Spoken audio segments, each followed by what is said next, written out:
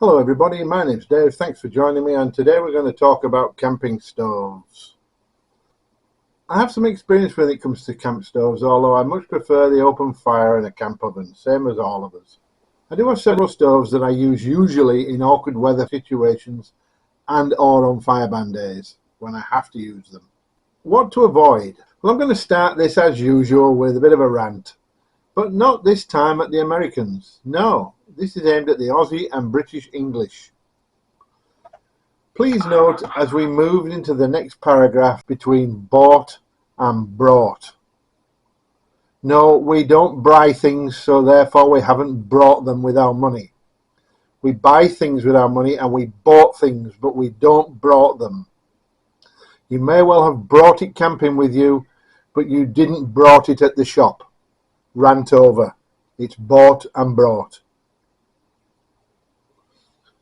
Okay, so I did learn my lesson when I first started camping in Australia.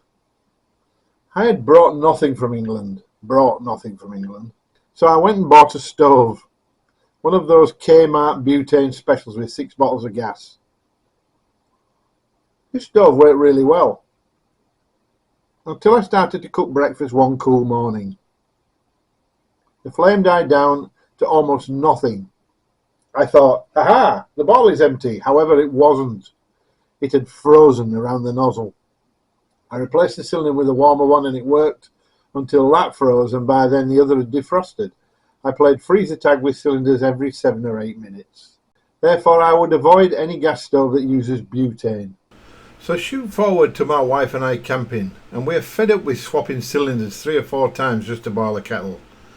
We head into the camping store in Sale and buy a big single propane burner, a double propane burner and a hot plate. We also bought 4 propane gas cylinders. Here's a bit of a warning. In my opinion, these propane stoves were dangerous. Not only is the gas tank quite close to the burner, but if the burner moves, the cylinder can fall off the table and the stove and any hot contents with it onto the floor, because the cylinder weighs more than the actual stove, even the double burner. Propane versus butane.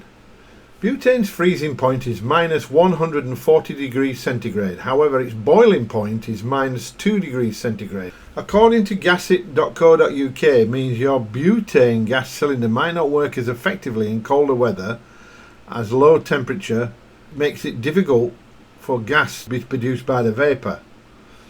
When mixed with air, butane burns at approximately 1970 degrees centigrade.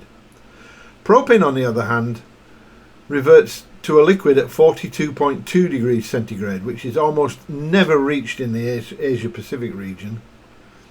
This means that if propane reaches those temperatures, it will not vaporize. When mixed with air, propane burns at 1967 degrees C, which is very marginally colder than butane, 0.03 degrees.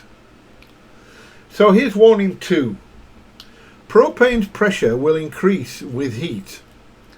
It isn't dangerous, but you must be aware of this if you're attempting, like I did, to replace the pipe with a hose to make the stove safer. Yes, I tried to use a hose with the correct fitting so I couldn't knock the stove off the table. However, the hose burst.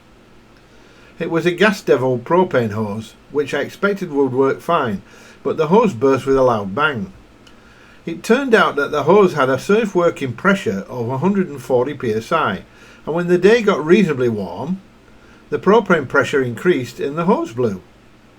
The temperature was fairly inadequate, 28 degrees C, but as you will see by the chart that I'll put up in a second, it just pressures the cylinder to just over 10 bar. Given that 1 bar is approximately 15 psi, you can see why the pressure came too high. I contacted Gas Devil and they didn't know that propane would increase in pressure. I'm surprised at that, but the help desk didn't know. I asked them, how can you have a propane hose that has a safe working pressure of 140 psi when propane can get much higher with temperature? Up to 40 bar in certain circumstances. Beats me. Quick note here. When I last checked, the safe working pressure of the cylinder was higher than the possible pressure of the cylinder during normal use. This means that if you throw an empty cylinder on a fire, those figures are meaningless. Dispose of your cylinders safely. Back to stoves. I have 3 stoves as follows: a single burner companion LPG stove, a double burner companion LPG stove with hot plate, a Coleman even temp LPG stove with integrated hot plate, and a single burner is great for boiling the kettle or making single pan meals. However, it doesn't get that hot and it can take some time to boil the kettle. This does conserve gas though. The double burner is basically two single burners on a single LPG bottle. It also takes a while for the heat to heat water and other things. The additional hot plate does make it easy when cooking breakfast though. The Coleman Even Temp has 3 burners and heats things quickly. The built-in integral hot plate and greased cup works really well, but it chews through gas pretty quickly. I would imagine around a cylinder every 1.5 to 2 hours. It's a strong burner. We've seen that there are no alternatives for campfire cooking though. Sometimes we just have to. We've also seen that butane isn't much good in the colder mornings and needs ambient heat to work well.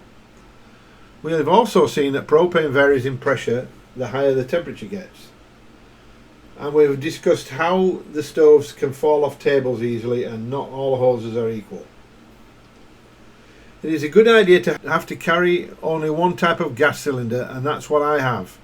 Even my gas shower uses the same cylinders. Where to buy them? Well, Bunnings sells them at $9.98, which is the cheapest I have seen.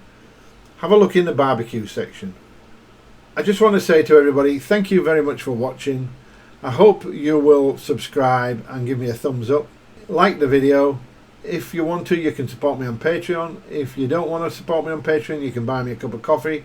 If you don't want to do that, then thank you very much for watching. It's been a pleasure. See you on the next one.